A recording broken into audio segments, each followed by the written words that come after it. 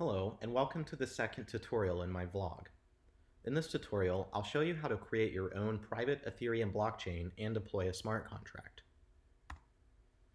First, I'll briefly go over the various consensus protocols for Ethereum so you can choose which one is better suited for your environment. Next, I'll explain what ERC-20 tokens are, some important things to consider for ICOs, initial coin offerings, and what oracles are. I'll install all the Ethereum tools on a fresh CentOS 7 installation to show you how that is done. Then I'll go through setting up all the components in the blockchain. First, the boot node, which is a special service that tells nodes about other nodes participating in the network, accounts, Genesis block, and a mining node. For this tutorial, everything will be installed on a single server, but typically the boot node and each instance of Geth would have its own dedicated server. Finally, I'll deploy a simple smart contract using Truffle. The default consensus protocol for Ethereum is Fhash and allows anyone who joins the network to participate in consensus. For private networks that will only have a limited number of participants, the clique consensus protocol is preferred. This allows only authorized signers to participate in the network and is much less resource intensive. Proof of stake is not currently available for Ethereum, but is rumored to be released with Ethereum 2 sometime this year. The idea here is that you stake coins in order to participate, so that if you act maliciously, those coins are lost.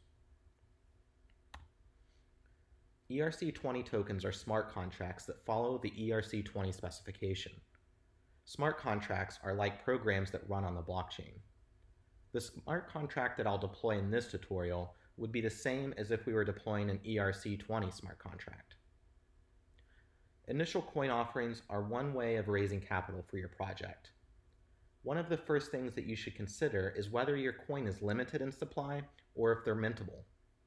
Let everyone know the proportions that will be attributed and to whom they'll be attributed to. Think about who your target audience is. All successful ICOs release a white paper describing their project, but having a good marketing plan can also help you target audiences who are less tech savvy. And with that, let's get started.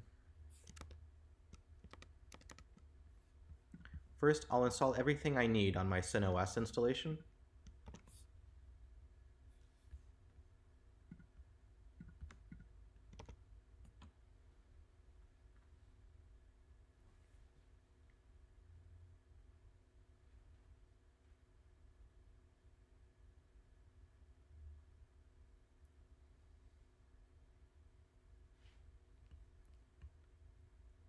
We'll just take a moment to download the Ethereum tools.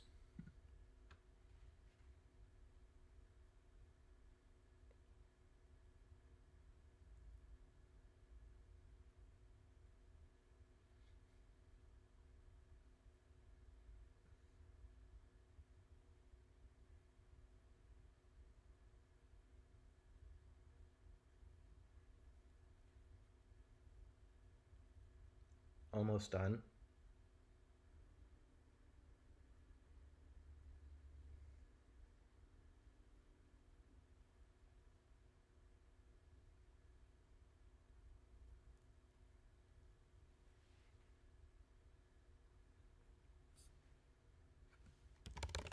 All right, now let's start the boot node.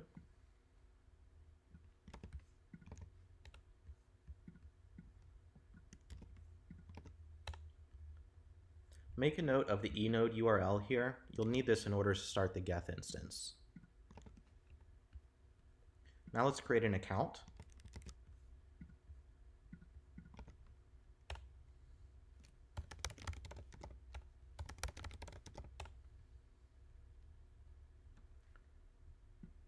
Take the account address here and let's place it in our Genesis file. That's what we'll be creating next.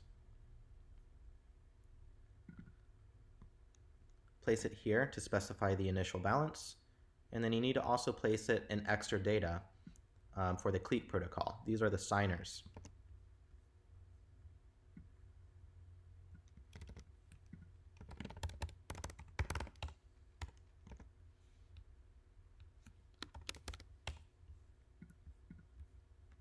Now we'll initialize the Genesis block. And let's start our Geth instance.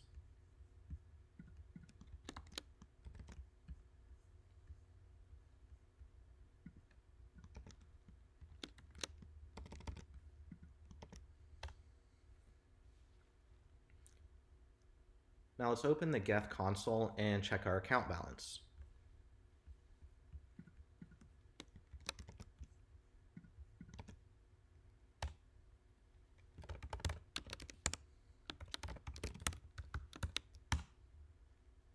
Okay, you can see the initial amount here is what we specified in the Genesis file. All right, so let's go ahead and create a truffle project and deploy a smart contract. To initialize a new truffle project, just type truffle init.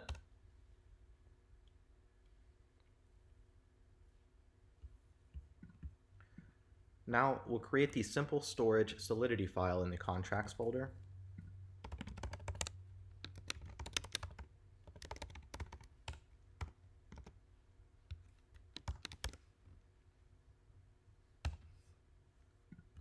Then we need to create the migration script in the migrations folder.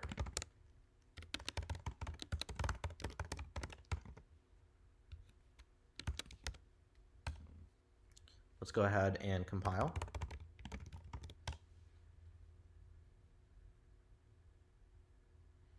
Looks like compilation was successful. Now we need to modify the truffle config. We need to point this to our Ethereum node. So if you look down here, there's a section called development that's commented out. I'll be using that.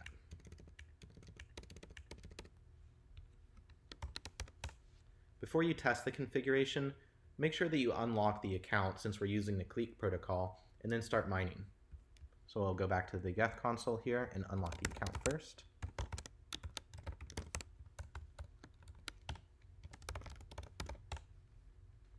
And then let's start mining.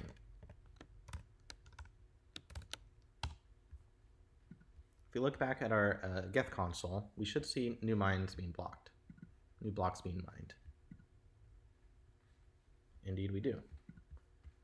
Let's go ahead and test our truffle configuration.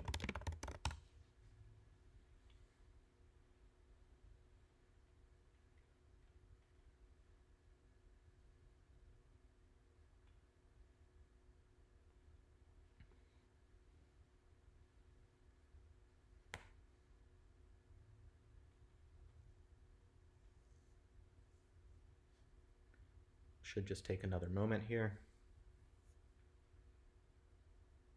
Okay, looks good. So let's go ahead and run the migration.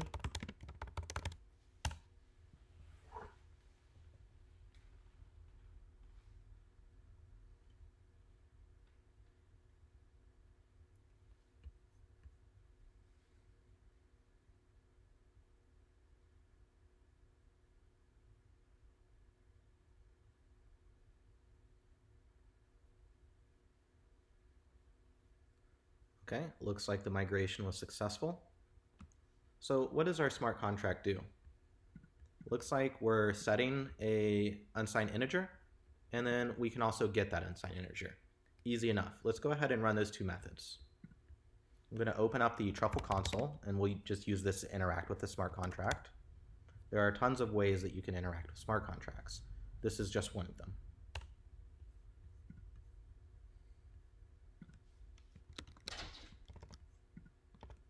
Okay, first I'll run a get on our simple storage contract, and we can see it's 0.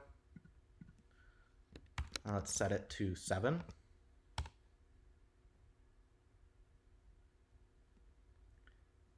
Looks like that was successful, and if we run the get again, we should get 7 back. All right, and that's how you interact with a smart contract. That concludes this tutorial. Thank you for watching.